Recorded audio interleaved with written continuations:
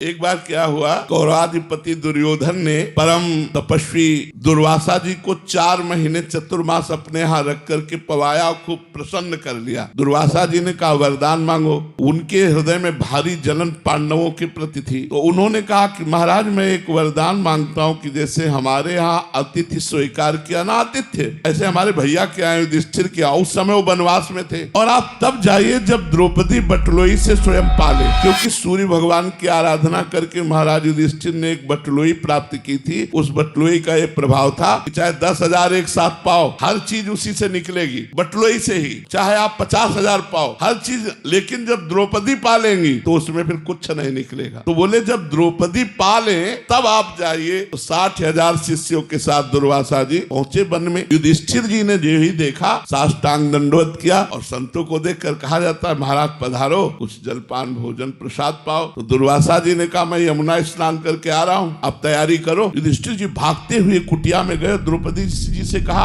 आपने बटलोई में पा लिया? बोले हाँ, वो तो धो के रख दी। मूर्छित हो गए, युधिष्ठिर जी मूर्छित हो गए। अब देखिए इतने महाभागवत हैं, मूर्छित हो गए। द्रौपदी जी ने आकर उनको क्या बात हो गई, मेरे पाने की बात सुनकर आप मूर्छित क्यों हो गए? अरे बोले 60,000 शिष्यों के साथ दुर्वासा ऋषि पधारे हैं, आतिथ्य के लिए निमंत्रण दे दिया है, यदि उनको नहीं पवाते तो साप दे के जाएंगे वो, अब क्या होगा? तो द्रौपदी जी ने कहा तुम्हें सूर्य प्रदत्त बटलोई पर विश्वास है, श्री कृष्ण पर नहीं। ये खास बात पकड़िए। द्रौपदी जी का चीरहरण हो चुका था, उस समय उन्होंने देख लिया था, इसलिए पूर्ण विश्वास श्री कृष्ण पर हो गया था। उन्होंने कहा तुम्हें एक बटलोई पर विश्वास है सूर्य प्रदत्त, लेकिन भगवान श्री कृष्ण पर विश्वास नहीं, आप प्रसन्न रहिए। और कहा हे कृष्ण, देखा सामने से पीताम्बर फहराते हुए आए। कहा द्रौपदी बहुत भूख लगी है। बोले समस्या पे समस्या तो इसी बात की है, 60,000 शिष्यों के साथ दुर्वासा ऋषि आए, हमने बटलोई में पा लिया। तो भगवान ने कहा बटलोई लाओ, और उससे एक शीत चिपका हुआ निकला साग का, और जे ही मुख में डाला पूरा विश्व तृप्त हो गया। जे ही भगवान ने पाया